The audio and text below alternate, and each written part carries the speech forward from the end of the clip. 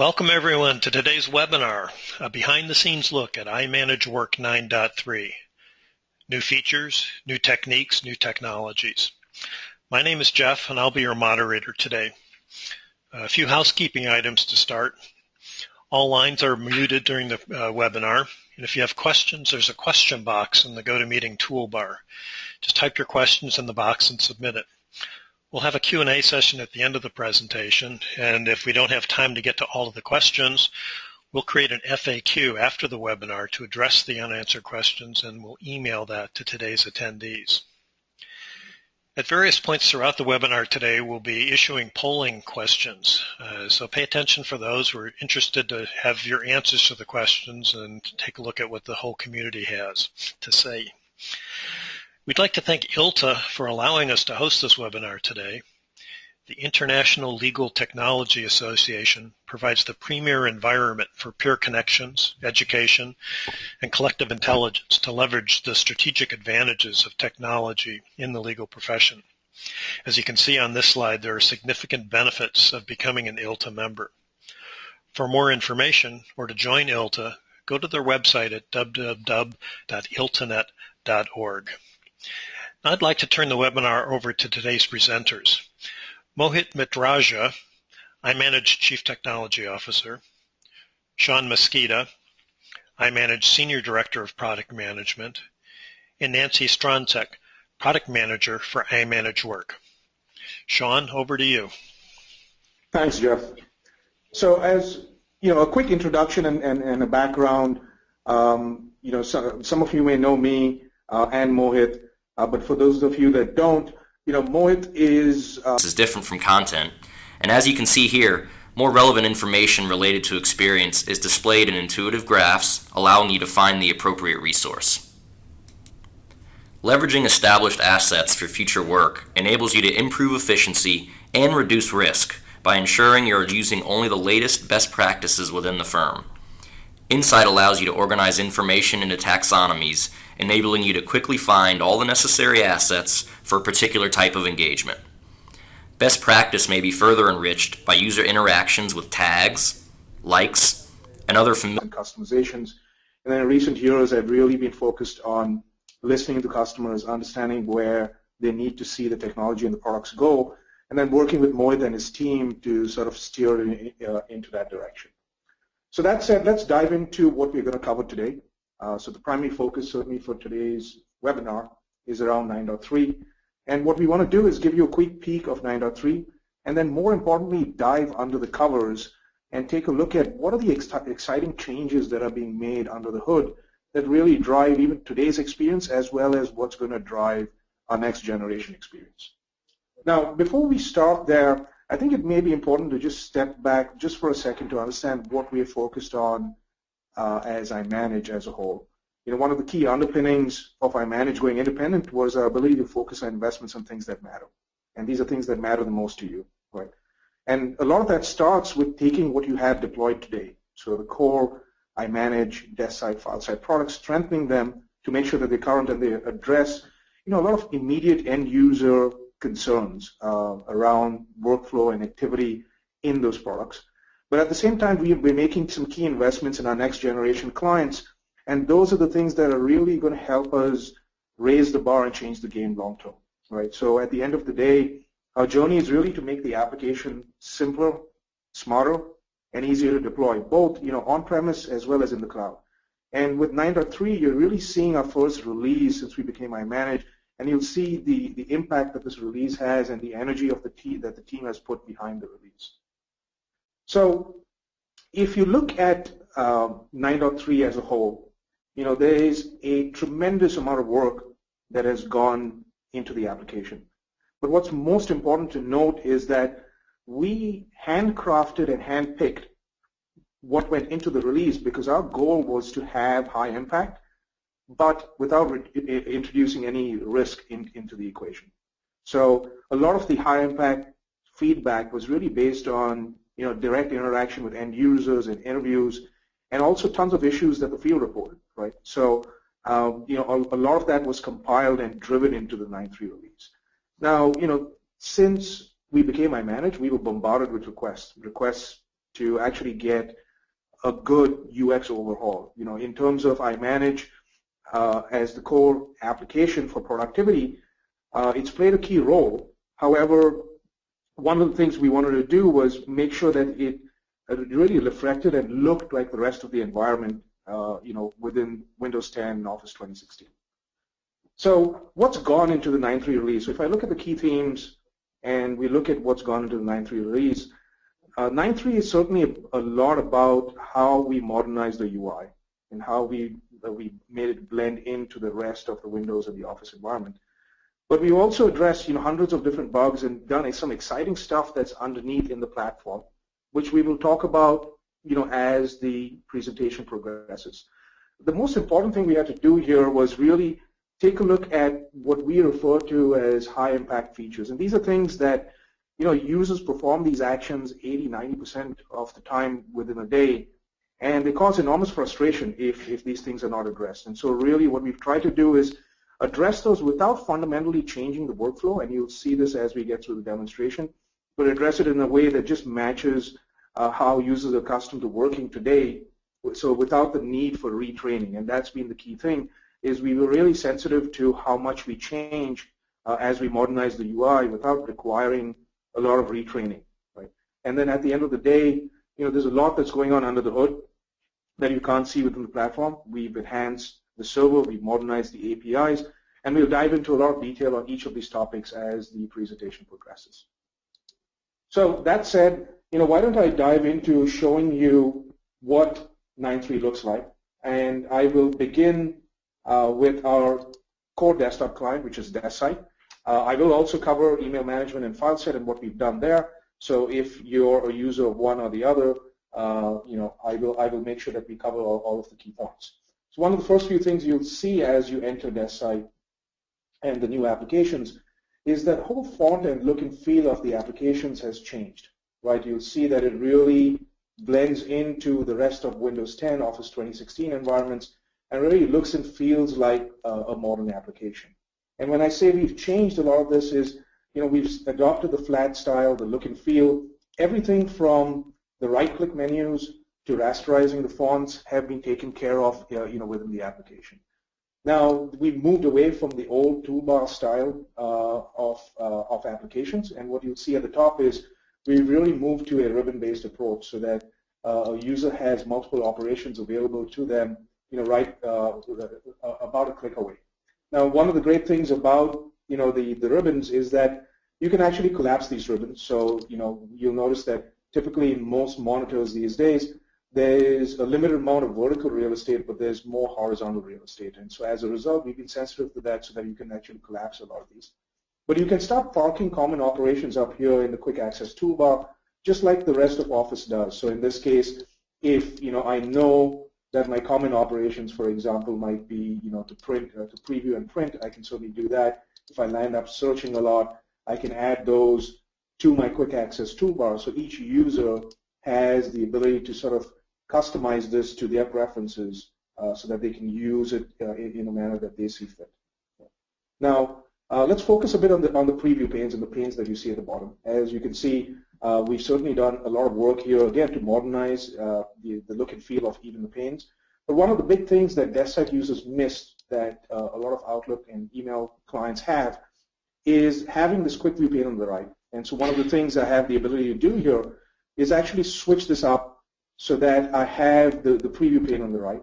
And one of the things you'll see is that having the preview pane on the right gives you the flexibility to do a couple of things. So one of the great parts about having it here is you have a rich metadata set and you have a bird's eye view of the entire document.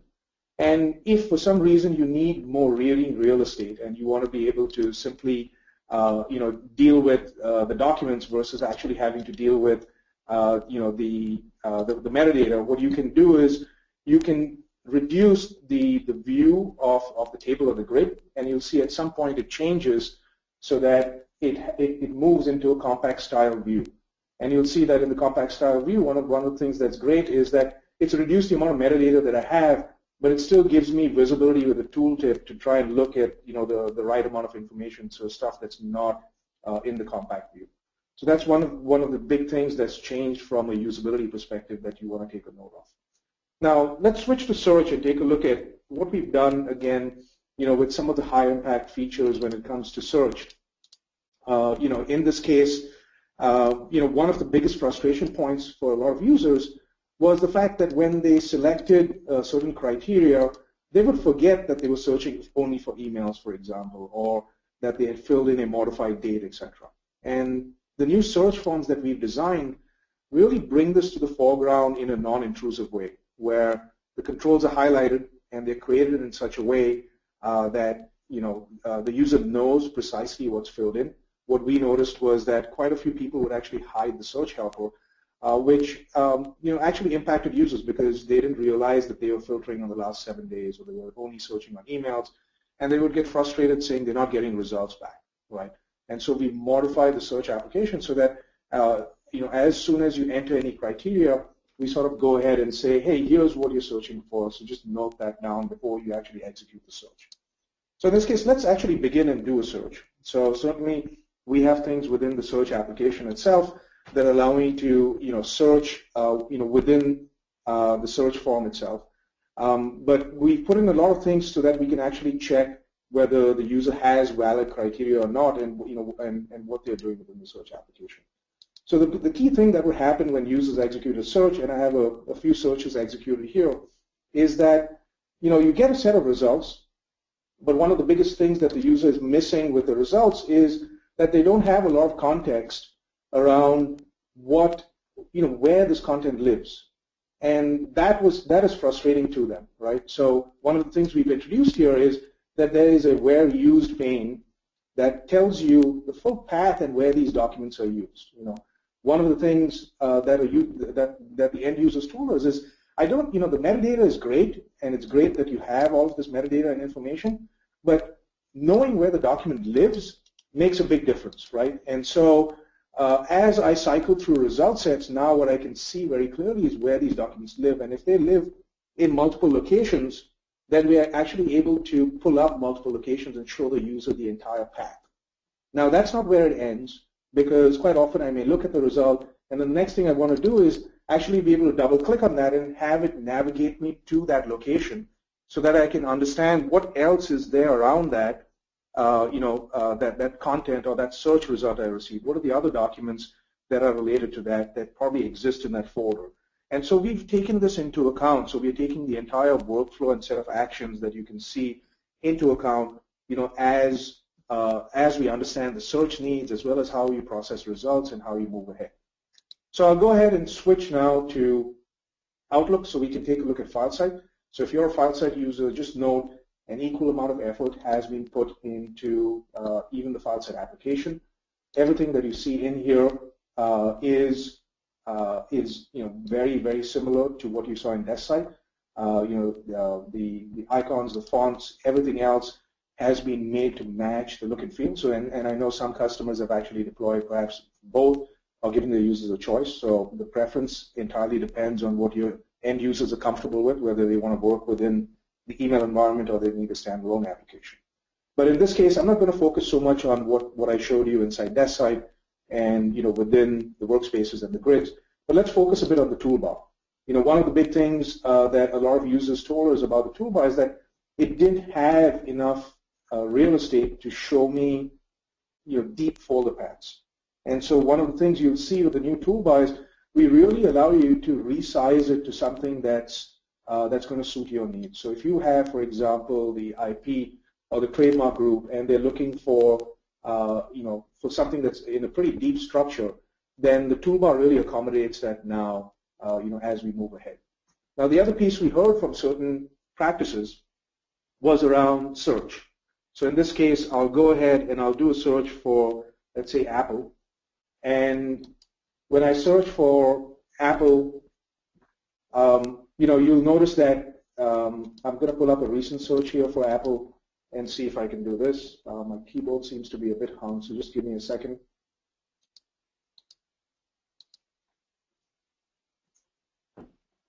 Sorry, if you give me a second, the webinar seems to be interfering with what I have here. I'll just unshare my screen and be back in just a second. if you can bear with me.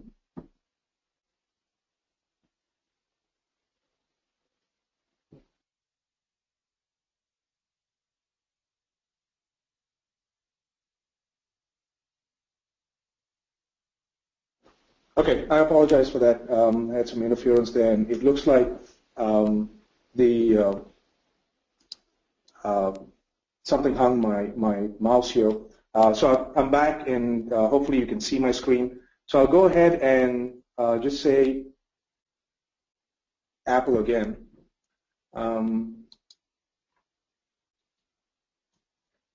And you'll notice that one of the things that becomes a challenge is that quite often, especially for certain practices that deal with a client that has tons of different matters, and sometimes we will have sub-matters, it can be challenging to try and find what you're looking for, and typically they only know enough and they don't know more detail in order to be able to narrow the results down. So one of the big requests we received here was the ability to, for example, sort these results. These results used to come back by relevance because the toolbar is smart enough to search on client name, matter name, or even client matter number, or the metadata. So you have client matter combinations. If you want, you can sort on that. So it's very easy to find the matter that you're looking for.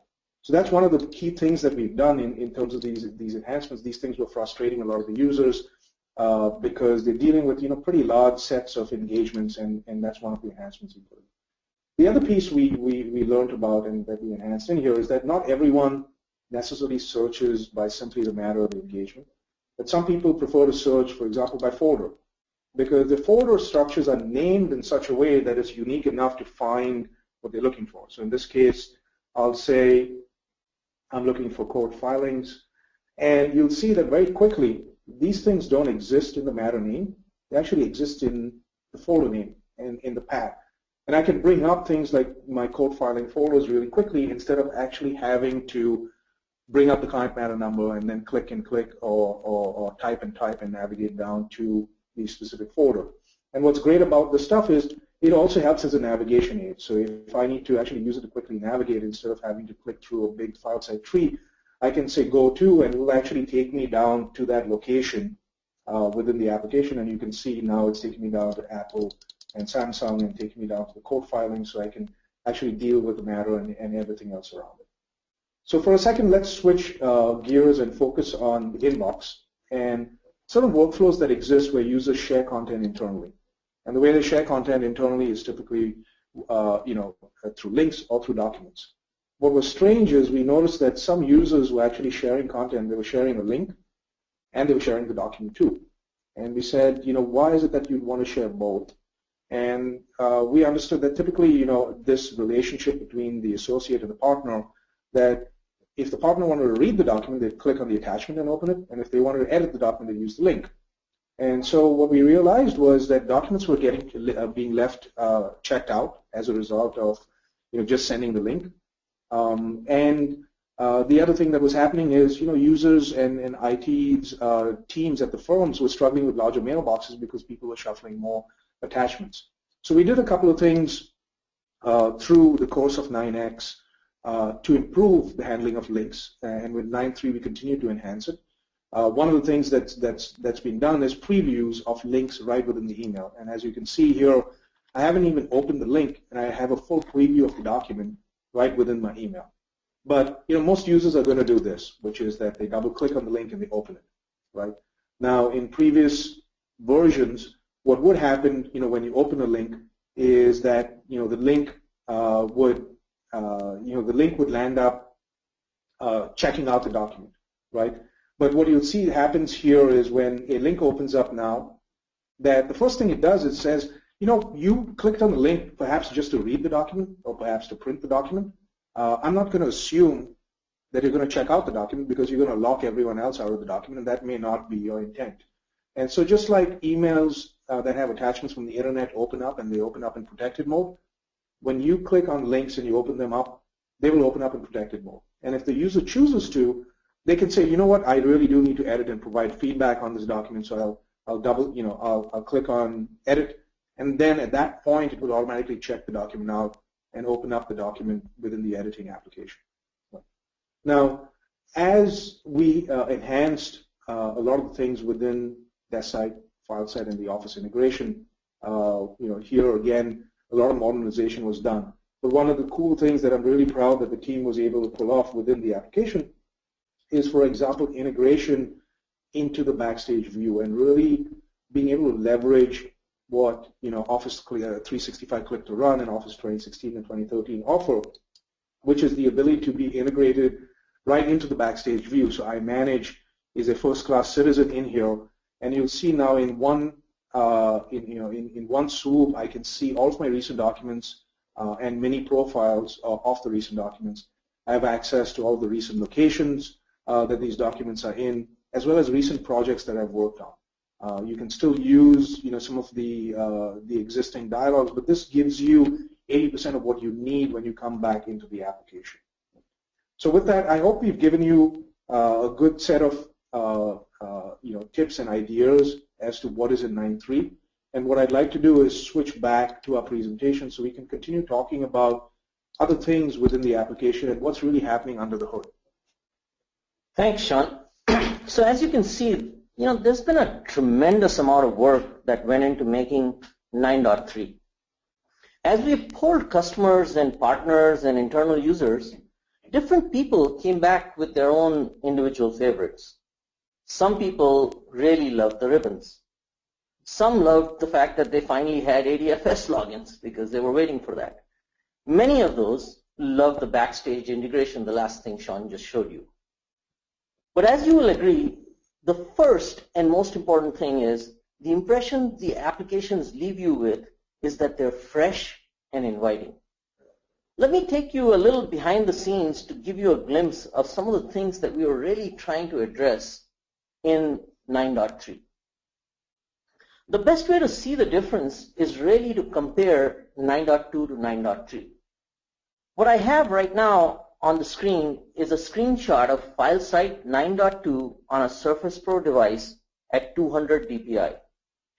Now, while it's necessary to change the DPI on these new Surface devices and Mac Retina displays, we had feedback from many users that switching DPI, even on normal screens because of readability, was required. With the commonly available 4K and 5K displays, it is even more important that applications become DPI aware. You can see on the screen that our toolbar was not even respecting some of the themes of the application. The suggestions and grid did not adjust nicely to the DPI, and most importantly, things started overlapping just because of the fact that the text scaled, but the controls didn't, as you can see on the right-hand side in the preview site. This is a screenshot of file site 9.3 that Sean was just demoing, again on the same Surface Pro device at 200 DPI. I have the Outlook ribbon bar hidden just to focus on the filing toolbar. As you will see throughout the application, we have paid a lot of attention to every UI detail. We wanted to make sure that the applications were refreshed and had a modern look, but again, we took a lot of emphasis and paid a lot of emphasis on not changing workflows. As you'll see, the grid fonts and icons are all refreshed. The preview pane overlaps are all gone. While the familiar users may have been able to somehow survive in 9.2 under DPI scaling issues, what really got them in 9.2 was the dialogues. This is a screenshot of a search screen in 9.2 versus 9.3 at, again, 200 DPI. At 300 DPI, it would be worse. I think it speaks for itself. As you can see, even the OK button is off the screen. Admins were often dealing with these problems by either resizing the dialog, or some of the common solutions suggested is to lower your resolution and come back to 100% DPI. This appearance, by the way, is not uncommon with other applications, and you see it all the time on these high-res devices with DPI scaling turned on. In fact, many applications are not DPI aware today. There was a long ILTA thread running a couple of months ago when one individual bought a Surface Book and was not able to get a different product working because of DPI issues, and was finally told by Microsoft to lower the resolution and come back to 100% DPI. It really is defeating the purpose of buying these beautiful displays and devices. So the question really comes down to is, why is it that so many applications out there are still not DPI aware? Well, the answer is that it takes a lot of work to make them work as well as 9.3, as Sean just showed you, work. We had to go back and make each and every dialogue DPI aware. As an independent company, we now have the flexibility to go hire UX people into each and every team in iManage. We landed up refreshing 500 different icons at 9 different sizes so that you don't get really any deterred or stretched images when you scale from all the way from 100% to a 300% DPI. That's over 4,500 icons across the suite. And a lot of detail was put into the icons that appear in the ribbon bars and also in the context menus as Sean was showing you. We really hope you will see the fresh and inviting application look that you see now. These were all designed with the Windows 8 and 10 look and feel and the new Office themes that look and should feel very familiar. Next, I want to really turn you to email management. While UI modernization was #1 priority in 9.3, I can most probably say that email management was certainly a very close second.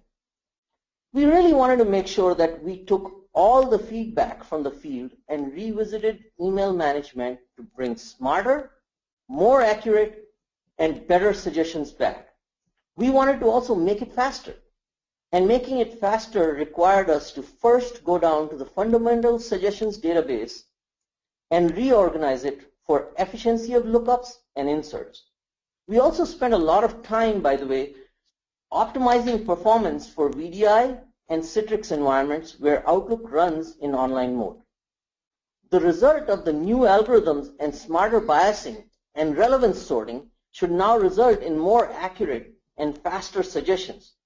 We're really excited to have this release rolled out and can't wait to get it in your hands.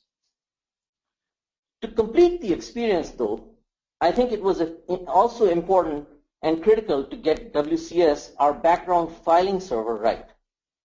After coming back at iManage, in the new iManage, I've personally spent countless hours going through each and every issue in the database and understanding what was really causing some of the failures and studying really the issue database at heart. And what really came back is to fix it at the core, and fixing all the reliability issues really made us add a transaction semantic across the Exchange and the DMS. We now have the capability to do warm restarts. The logging subsystem was enhanced to clearly distinguish between types of errors, and Exchange and DMS errors are now written in the log with details so that you can really get down to the details of what caused the exact issue. Those of you who are familiar with the statistics from the iManage work server will find it refreshing to see that we have now added statistics in the logs around how many emails are mapped or how many emails were filed through mapped folders and processed every minute since it was started. And these are printed every minute in the log. We now also run automated test suites against it to check for scenarios with WCS clustering, Exchange load balancing, and more importantly, mailboxes that are realistic all the way from 50 meg to over 40 gig. So a lot of work was done to make the system reliable and resilient. And I'm happy to report that the latest version of WCS has been running now for over 4 months in many, many sites and is filing in some individual sites at more than 500,000 emails a day. So I'm happy to report that this is fixed finally. So, what I'd like to also do is talk about the core iManage work server, or the DMS as some people call it, the document management server. Now, we've kept the core of the iManage server identical, and we've really introduced an R2 edition of the server. And the R2 edition of the server adds a few things. So it still connects and allows existing desktop clients and applications to connect to the server. So we have been using RPC or HTTPS, which is secure and used by some of our cloud customers as well as local customers. The HTTPS also offers some compression and so some additional benefits as a result of that. But within this R2 server, we've also exposed a REST API. And really, the REST API is something that's really suited for mobile devices and our next generation applications. And the next generation applications, are accounted for example, within the new web mobile UI that we're doing, which has been nicknamed as Project White Rabbit. Now, the REST APIs are also going to support some complex administration transactions. So, for example, quite often there are third parties like ethical vault solutions that need to essentially do mass updates. And so, our goal with the R2 edition of the server is, one is it's a 64-bit version, so it can address more memory and is better in terms of performance. It is also going to start supporting the REST API that's embedded within it.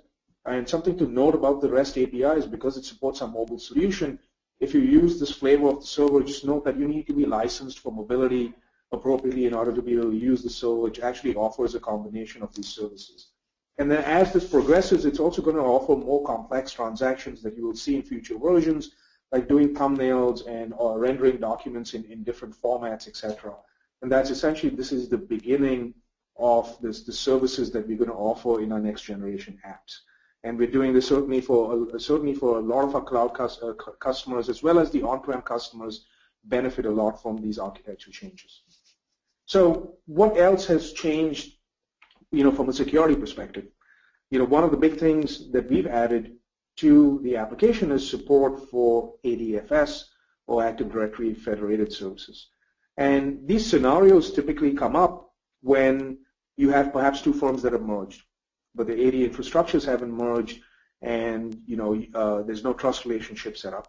All these scenarios, for example, come up with our cloud customers, where the server that sits in the cloud is not part of your local domain, and so you have to establish some way of doing a handshake without having a trust relationship.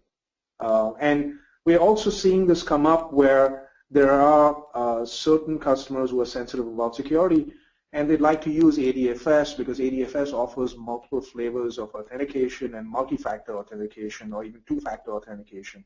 So if you need to enforce that, when somebody is coming in from a certain network, that they need to offer, a PIN as well as a password, ADFS can support a lot of that. We simply support ADFS itself, and we trust what it's giving us. And so the mechanics of this, let's go through really quickly.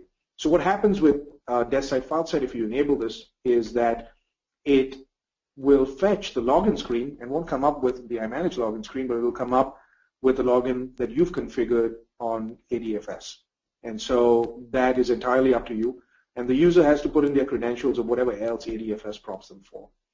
If the credentials and the authentication succeed, we receive a token.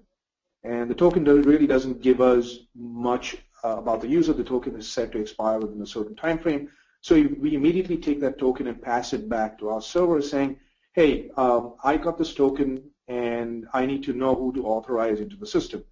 And our service is responsible for verifying the token, finding out who the user is on the back end without exchanging that with the desktop client, and then authorizing the user to enter iManage as that particular ID, right? And as you can see, this three-way handshake keeps things really secure. It allows for separation of the authentication and authorization service from the content management services that we are providing, within the application.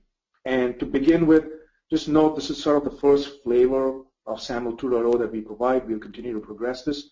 Right now, we focused on the desktop clients, and then we'll slowly start progressing towards mobile admin tools and all the other interfaces to support ADFS. Now, what I'd like to do is just take a step back for a second, because quite a few of you may be watching this webinar, and some of you may be on an old version that's prior to 9. And I wanted to simply point out that Worksite 9, just on the back end, has a lot of benefits. Has benefits, for example, in the area of simply communicating between the client and the server. Well, one is we support HTTPS, right? And so what that offers is users the ability to simply open up their laptop almost anywhere and have access to their content. And quite often, because firms may enable things like Outlook Anywhere, which give you access to your email no matter where you are as long as you have an internet connection. And they use FileSet, they go, why doesn't the FileSet portion work, right? And so this enables you now to simply enable access from anywhere without the need of a VPN. The other thing it does is, from a security perspective, is it encrypts data in motion. And so it allows you to check quite a few boxes. The 9 platform allows you to check a few boxes, for example, from a compliance perspective, where you can say that the data in motion and the data at rest is encrypted because we offer certain features to encrypt the data on the back end, as well as the data as it's moving between the client and the server. We also have changed a few things in 9 that you should be aware of that you can take advantage in the platform, for example, with the hybrid security model that makes it easier to drive ethical walls and do other things. So the key message here is if your back end is still not on 9, I would encourage you to upgrade immediately. There's several different benefits that you're missing out on. And then as you stage it and you plan your desktop upgrade, certainly 9.3 is the benchmark and what you need to be on for a lot of the reasons that we've covered earlier in this presentation. Now, on the desktop application side, there are a few things I'd like to highlight. So one is that we support Office 365 Click to Run, and that has been a big request from the field. Office 365 started in 2013, so that gives you some combinations of 2013 and 2016 that we support. The other big piece to note is that we also support 64-bit versions of our desktop applications. And you may ask yourself and say, well, why is that important? Well, certain practices and certain professionals deal with a lot of data. They deal with a lot of data, for example, in Excel. We know, certain practices that deal with financial data, deal with spreadsheets that are literally 100, 200 megabytes in size. And opening up that type of content on a 32-bit platform, the end user experience really suffers. And 64-bit gives the application a lot more breathing room. Another example of that is Outlook, where users have really large mailboxes, and so they're searching a lot, they're indexing a lot, they have a lot of add-ins, they have a lot of PST files. And again, Outlook is going to struggle if it doesn't have enough breathing room. And 64-bit really changes the game.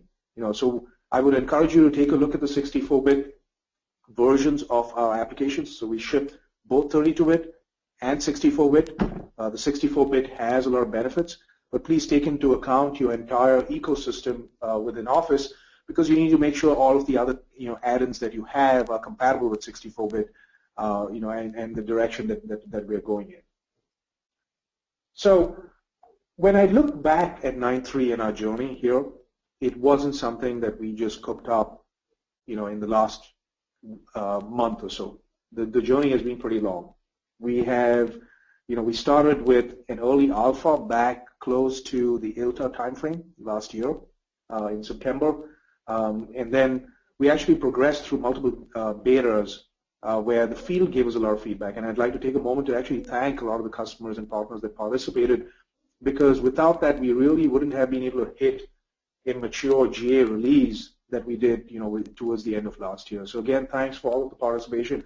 And this is a model we hope to adopt as we go ahead into 2016, where we give the field enough time to take our applications and actually kick the tires. So as you can see, we've been really, really busy in the last few months since the new iManage was formed. The results you see are a result of the focus and alignment that the new iManage now has. We've added over 50 or 60 people in just the technology side, from UX, QA, documentation, development, and cloud operations in the last few months.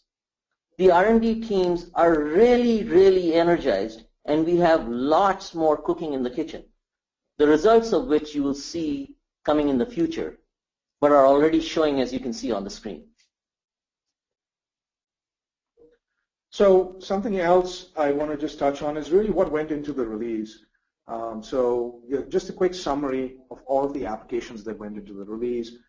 So on the desktop side, you're really looking at the whole package, desk side, file side, as well as offsite. On the back end, it's all of our back end components. Again, we've done both the 32-bit versions and the 64-bit versions, as you can see. And with Exchange and the communication server that Mohit spoke about, just note that that's the 9.2.2, and we've rolled that into the 9.2.2 release, and you definitely want to be on this to get a lot of the benefits that he spoke to. So there's one final thing I want to touch on, which we released close to 9.3, and I think it merits some discussion, and you'll be thrilled to take a look at some of the work that we've done on the mobile side. And we released 2.9 of our iOS mobile app. It's the first iManage mobile app, versus the other mobile apps that you see in the store.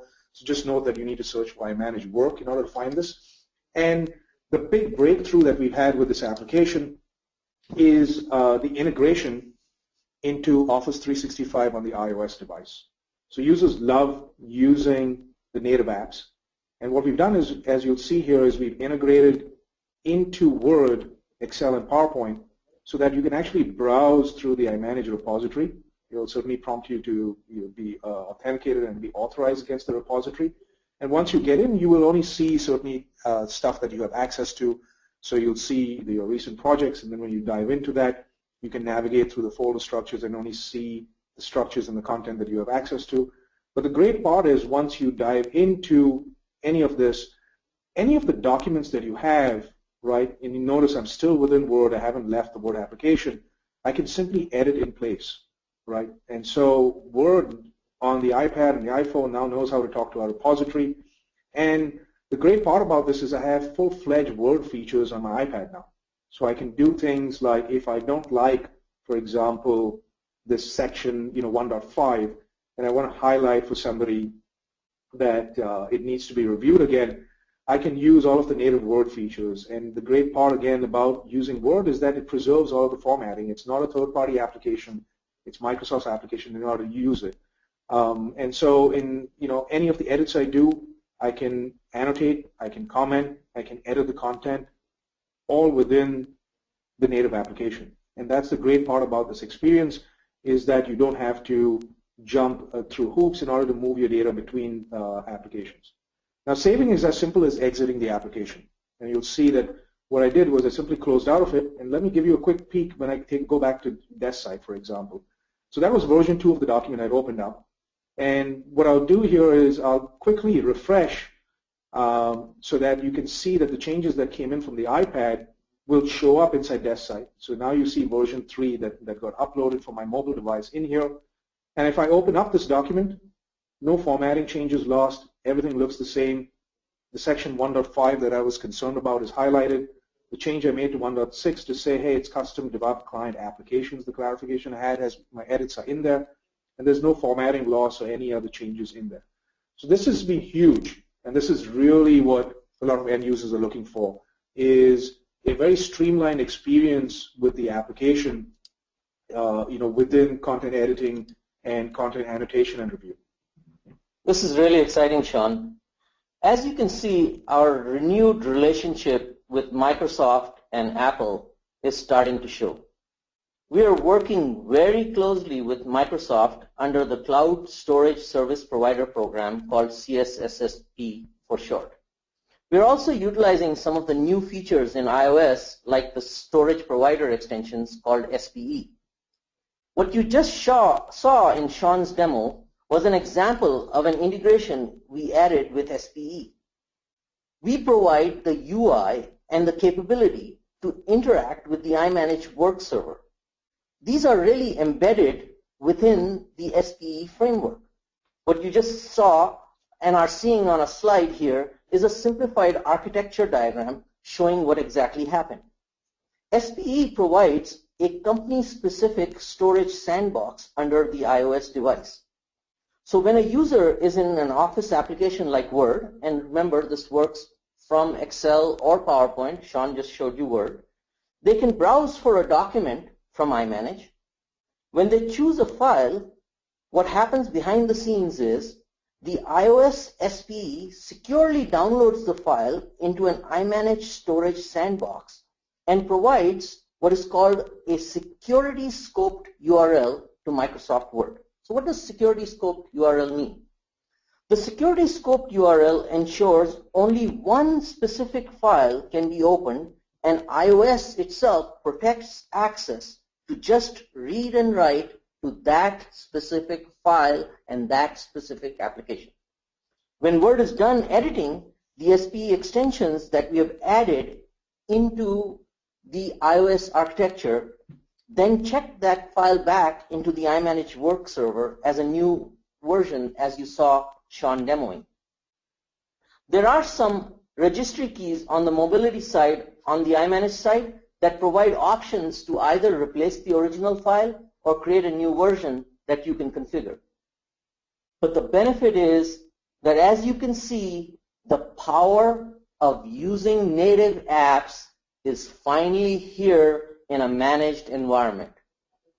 As I mentioned before, there's even more work we are doing to make the iOS apps look fresh and inviting that will continue to update in the App Store. We will also do some tech notes or webinars around deployment options and configurability in the future to dive into more detail around the mobility apps. But it is with great pleasure that I say, this app that we've just shown is in the App Store and is available now today. Thanks. So I'd like to wrap this up with a few things. The last time we did a webinar like this, we had over 1,000 attendees. Today we have hundreds of attendees, and it quite often becomes a challenge to try and respond to everyone's questions. So there are a couple of things I want to point out. One is these webinar recordings, if you have colleagues that need to see this, are available on help.imanage.com. So our support team has spent an enormous amount of time building a very rich resource center, not just for documentation and tech notes and our releases. We've been posting podcasts there. We've been posting a lot of videos about 9.3 and tricks and tips, and we're really trying to build a community at the end of the day.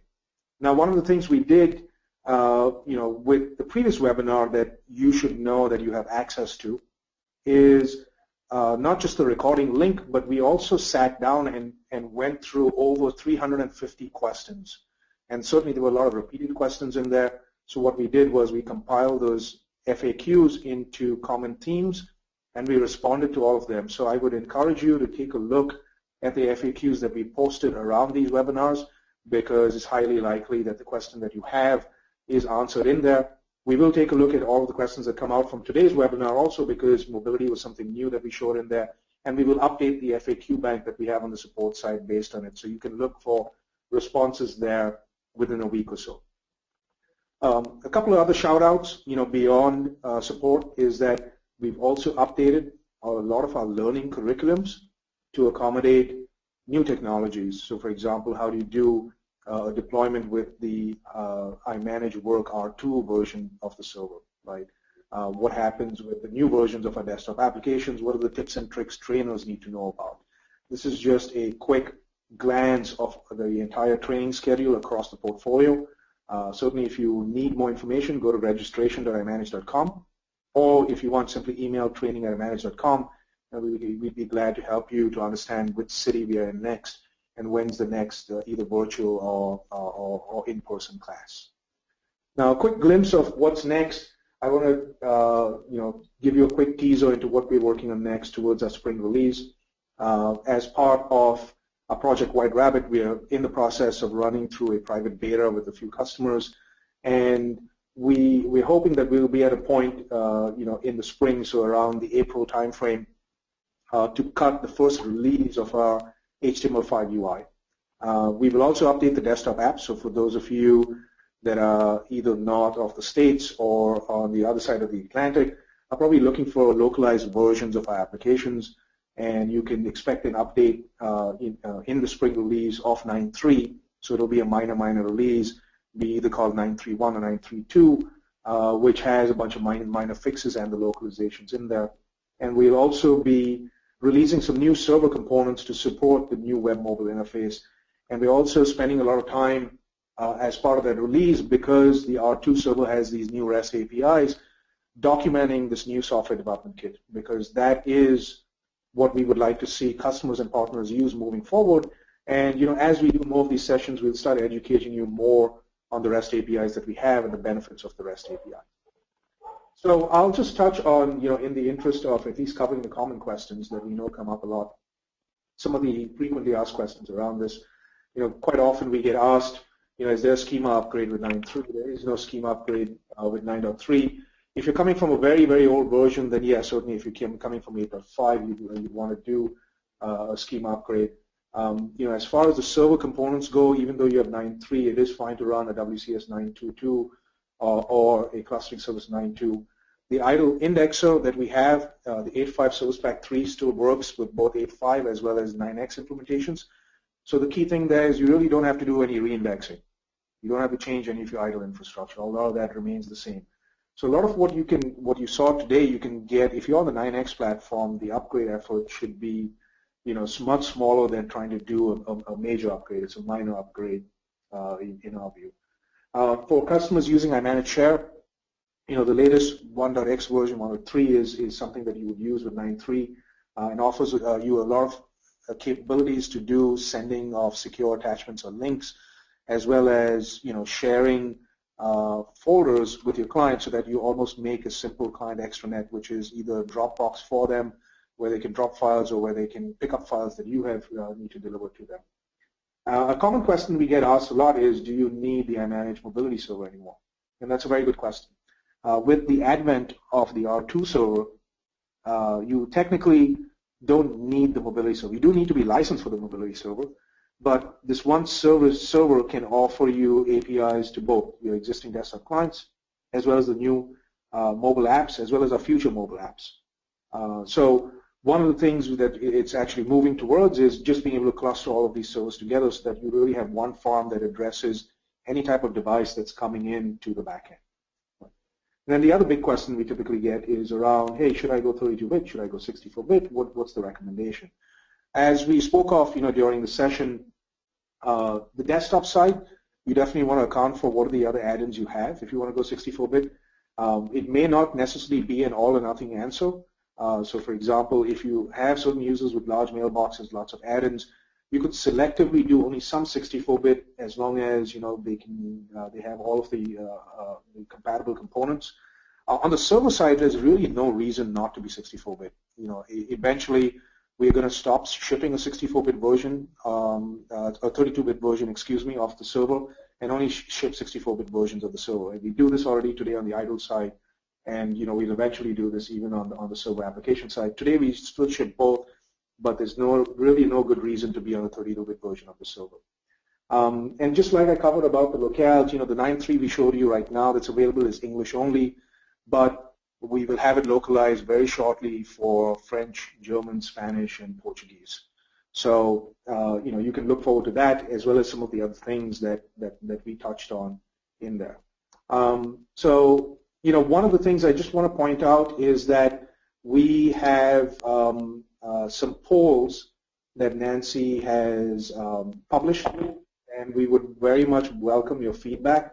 So if we could just trouble you for 30 seconds, it's not going to take too long to answer some of the questions. We're really looking for data as to where is the field in terms of versions, what do you want to see next, right, specifically on the stuff. And then we certainly covered stuff around mobility.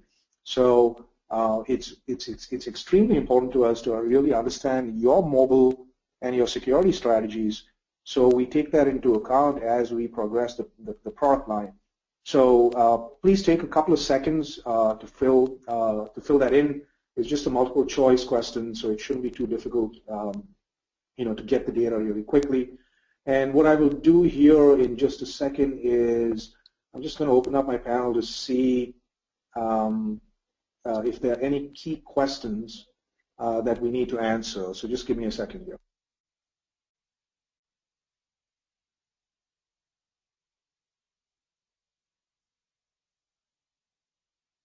Okay, actually, Nancy has been doing a phenomenal job here on the back end and answering a lot of the questions, and she tells me all the questions have been answered. And again, like I said earlier, there's a huge FAQ bank. We went through 300 or 350 plus questions, if I'm not mistaken, and we've consolidated them into the key themes.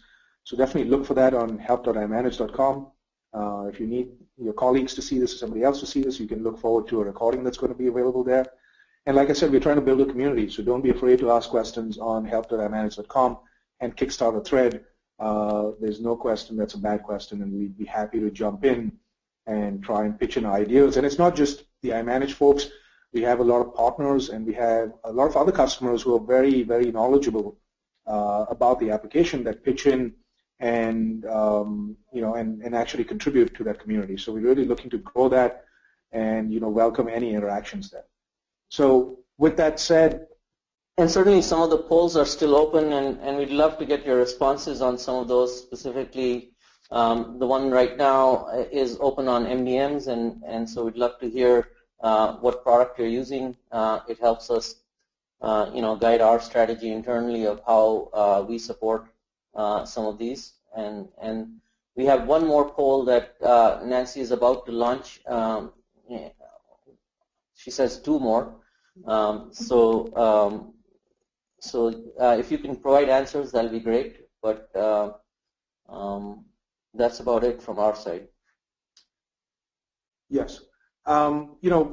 With that said, one of the things I just want to point out is feel free, with the email address that we have, if the polls didn't give you the ability to specify other MDMs, because I saw the other sort of bar on that growing a fair amount.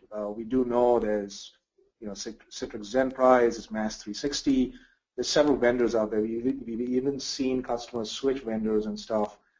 Feel free to just type it into the chat. We'll capture everything in the chat if the polls didn't give you the capabilities of actually specifying specifically who the vendors are.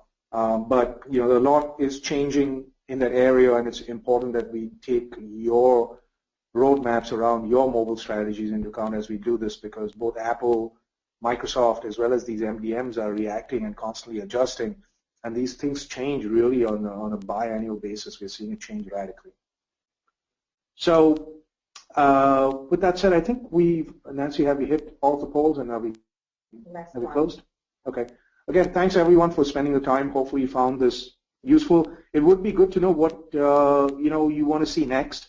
We have several different types of topics we can cover. Again, if you have an idea on a topic and it's really not in that choice on the poll, just type it in the chat and we'll be able to capture that. So any ideas are welcome. And then we'll pick up the most popular topics and do some deep dives and tips and tricks, deep dives, whatever you want us to do, because I know there's different types of personas on these webinars. There are people that are sort of trainers and more end-user oriented, and then there are folks that are like administrators and are more concerned about performance and tuning and logs. And we can certainly cater to multiple in a specific topic, but feel free to give us a shout out in there and in the polls to really understand the type of challenges you're having and where you need help the most. And we'll try to do this more regularly and at a cadence that you're comfortable with, where it's not like drinking out of a fire hose, but at least it's something that allows you to digest a good piece of valuable information, perhaps on a monthly basis or so. So I think we're very close to finishing off the last poll. So while that is happening, I'll just call Jeff online to do some closing words while we leave the poll open so that we can close out the webinar. Again, thanks to everyone for attending. Okay, thanks, Sean, and thanks also to Mohit and Nancy for putting on such an informative session here. I'm sure everybody appreciated it, and thanks to all of you for taking the time out of your busy day to attend it. Recording of this webinar will be made available to members that have attended today and also posted on the system, as Sean had mentioned. So with that, thanks very much, and have a good weekend, everybody.